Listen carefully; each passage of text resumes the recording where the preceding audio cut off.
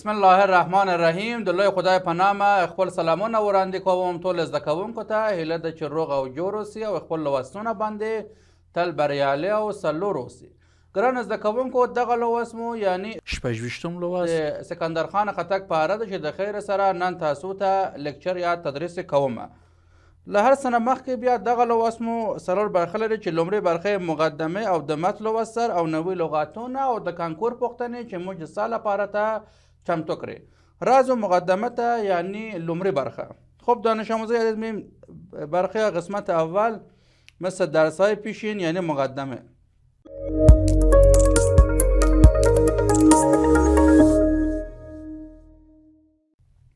د پښتو ژبې په ادبي تاریخ کې نومیالي لیکوال او شاعران تیر سوي دي چې په خپلو تلپاتي ادب او آثار پښتو ژبې او ادب ته بډاینه وربخلې ده.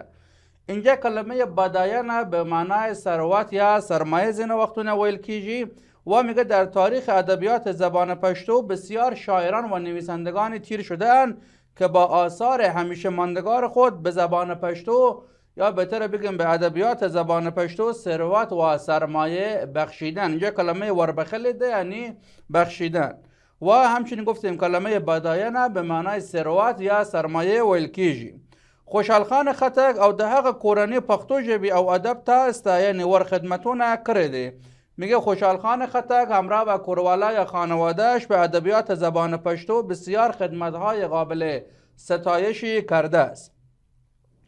دوی د منظوم او منثور اثارو په لیکلو او ژباري سره د پښتو ژبې ادبي او فرهنګ پانګه ډیره بډاینه او شتمنه کړه. اینجا کلمه شتمنه به معنای سرمایه‌دار کردن و کلمه بډایان به معنای سرمایه ثروت هم ویل کیږي. میگه آنها با آثاری که به صورت منظوم یا به صورت منثور نوشته کردن و همچنین آنها را ترجمه کردن به ادبیات زبان پشتو یا بهتر بگیم به سرمایه های فرنگی ادبیات پشتو بسیار ثروت یا سرمایه بخشیدن. په کورنۍ کې ډیره شاعران او لیکوال وروزله شوله چې د شعرونه منظم دیوانونه په پښتو ادب کې د یادور ځای لري و میگه در خانوادهش یا در خانواده کلی خوشحال خان خټک بسیاری از شاعران و نویسندگان را پرورش و تربیت دادند که دیوانهای به صورت نظم و شعر دارند که در ادبیات پشتو جای یادآوری دارند. د خوشحال خان د کورنۍ یو یاد او د شعري دیوان لرونکی شاعر سکندر خان خټک دی چې په دې لوست کې در پیژنو و میگه یکی از اعضای کوروالای خانواده خوشحال خان خټک که یک دیوان شعری هم همراه خود داشت به نام شاعر سکندر خان خټک است که ما در این دست او را برای شما در پیژنو به معنای معرفی یا میشناسند. یو پوښتنه هم دلته راغلی دی ګران زده کوونکو چې موږ او تاسو باید ځواب ورکړو. اوس پوښتنه څه دی ویلې یو لیکوال او شاعر ژبې ته څه خدمت کولای سي. میگه یک لیکوال یا بهتر بگیم یک نویسنده و شاعر به یک زبان چه خدمت‌های کرده میتواند. این بود از مقدمه ما. خب حالا میم سراغ د متن لوستل خواندن متن. سکندر خان خټک د پښتو ژبې د ستر لیکوال خوشحال خان خټک زوی دی. میگه سکندر خان خټک بچه نویسنده بزرگ زبان پشتو یعنی خوشحال خان خټک است. ده هم د خپل پلار د ادبی ښوونځي قدردانی او پیروی کړې ده و میگه او هم از ادبیات از مکتب پدرش قدردانی و پیروی کرده است. د ذکر کالی سرگن ندی. اینجا کلمه ذکر به معنای سال تولد و کلمه سرگن ندی یعنی مشخص نیست و جمله را اگه بخوایم ژباره یا معنی کنیم گفته تاریخ تولدش معلوم یا مشخص نیست. خب په اثاری که د ځینو یادونه څخه دا جوتیږي چې په 1018 کال کې زیږیدلی وي و میگه ولی از آثارش که به دست ما رسیده است و مورد بررسی قرار گرفته است جوتیږي به معنای معلوم یا مشخص می شود که در سال 68 هجری قمری به دنیا آمده. زیږیدلی دی یعنی به دنیا آمده است او تر 11-16 هجری قمری کال پوری ژوندی یقینی دی و میگه تا سال 1116 هجری قمری زندگیش یقینی است. ځکه په همدې کال کې د دو زامن منگل انوار هم رسیدی دی و میگه در همین ایام و در همین سالها که دو تا از پسرانش به نام منگل و انوار به اصطلاح وفات یافتند. اینجا کلمه زامن به معنای پسران ژبارل کیږي. سکندر خان د خپل زامن او پمرین غم او ویر کې ویرجن او غمجن شعرونه ویلی دي چې بیلګې په شعر دیوان کې موجود دي. میگه سکندر خان خټک در غم از دست دادن فرزندان یا به اصطلاح پسران خود بسیار شعرهای را به صورت غمگین و همراه ترس سروده است که گفته نمونه و مثالهاش در دیوان شعرش موجود می باشد. اینجا کلمه غمجن به معنای غمگین جبرال کیجی و کلمه ویرجن به معنای همراه ترس یا زین وقتونه ترسو هم جبرال کیجی. د سکندرخان خټک د لاس راغله و آثار مطالعه را جوتیجی چې سکندرخان عالم او پوه سره و میگه از آثاری که به دست ما آمده از مطالعه آنها مشخص می شود که سکندرخان یک فرد عالم و یک فرد بسیار دانا بود. په پښتو سربیره به پارسی، عربی او نورو ژبه ښه پوهیده و میگه علاوه بر زبان پښتو به زبانهای فارسی و عربی و زبانهای دیگر هم میفهمید. سکندرخان د خپل کورنۍ له علمي ادبي او فرهنګي چاپریال څخه ښه استفاده کړې ده.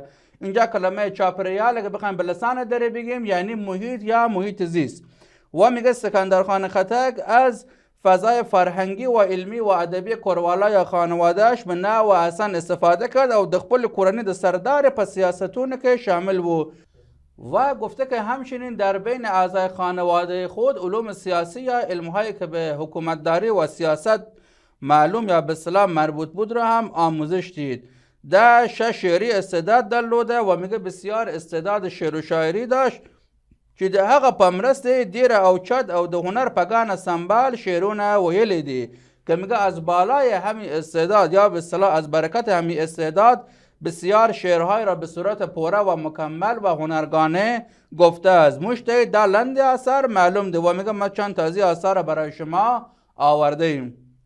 در اشعار و دیوان د لیلی و مجنون مثنوی، شمایل نامه، پنامه یوسف او زلیخه و میگه اشعار و دیوان و مثنوی لیلی و مجنون و شمایل نامه و پنامه و یوسف و زلیخه اینا آثاری هستند که سکندرخان خټک برای ما ماندن. هانری جارد رابرت لیکلی ده چې سکندرخان خټک د مهر و مشتری کیسه هم نسل کړی دی و اینجا میگه هانری جارد راورتی که یک دانشمند به اصطلاح خارجی هست آمده از نظم مهر و مشتری سکندرخان خټک یاد کرده است.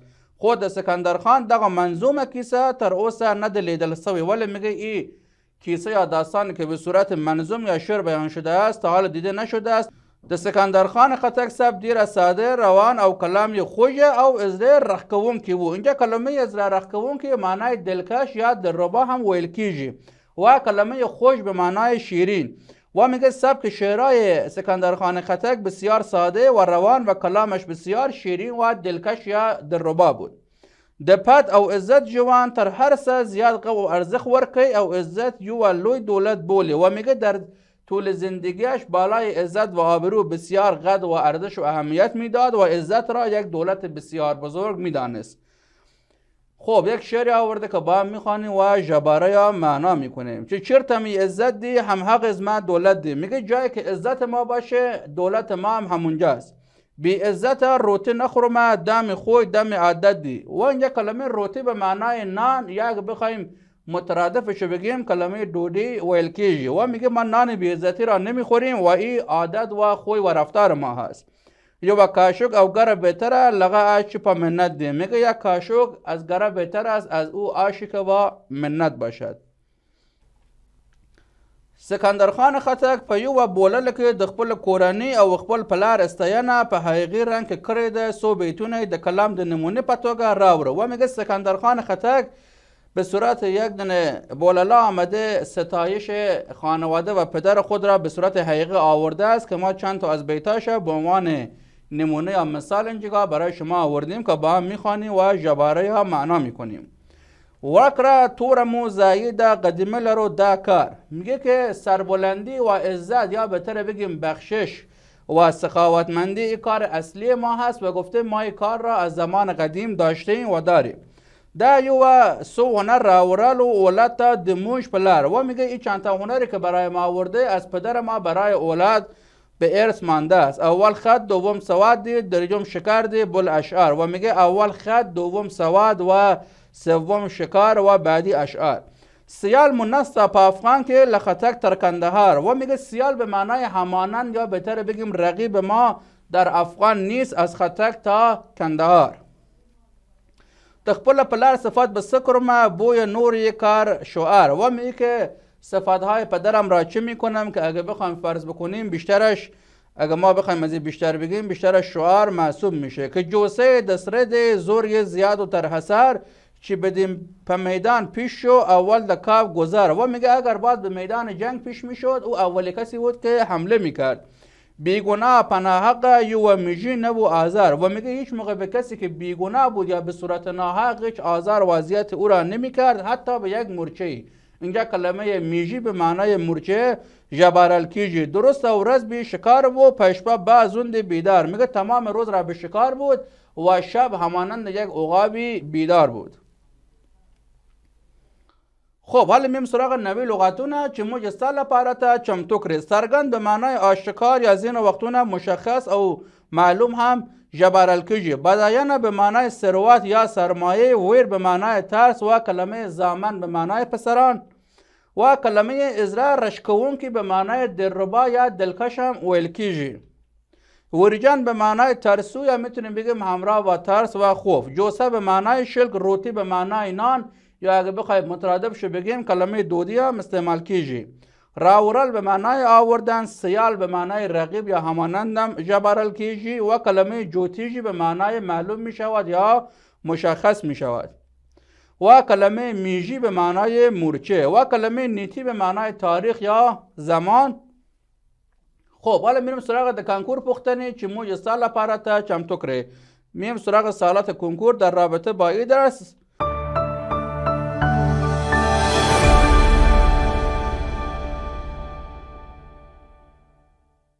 لومړی پوښتنه څه دی ویلي؟ سوال اول چې مطرح کرده د سکندرخان خټک د هغه منظومه کیسه نوم په نښه کړي چې هانری جاج راورت یادونه کړې ده. فرم اول است از ولایت بامیان. گفته کدام منظومی را که از سکندرخان خټک به اصطلاح نوشته شده است و همچنین آقای هانری جاج راورتی از آن یاد کرده است آن را به نشانه کنید که جواب سم یا صحیح میشه گزینه سلورم یا چهارم مهر او مشتری. دومه پوښتنه څه دی ویلي؟ د سکندرخان خټک ژوندي تر کومه کال پورې یقینی دی و گفته تا چه سال سکندرخان خټک به صورت یقینی زنده بوده است که جواب سم یا صحیح میشه گزینه یو یا گزینه اول تا سال 1168 هجری قمری. دریم پوښتنه څه دی ویلي؟ سوال سوم چې مطرح کرده د سکندرخان خټک اثر په نښه کړئ. گفته آثار سکندرخان خټک را شما نشانه کنید که جواب سم یا صحیح میشه گزینه سلورم. طول سم یعنی همه گزینه ها سم یا صحیح می باشند. ګران زده کوونکو دغه لوست ما هم د خیر سره خلاص وله. هیله ده چې روغ او جوړ اوسئ او خپل لوستونه باندې تل بریالي او سرلوړ اوسئ. تر راتلونکي غونډې د الله په امان. الله مو مل څه ښه شپه او ورځ ولرئ.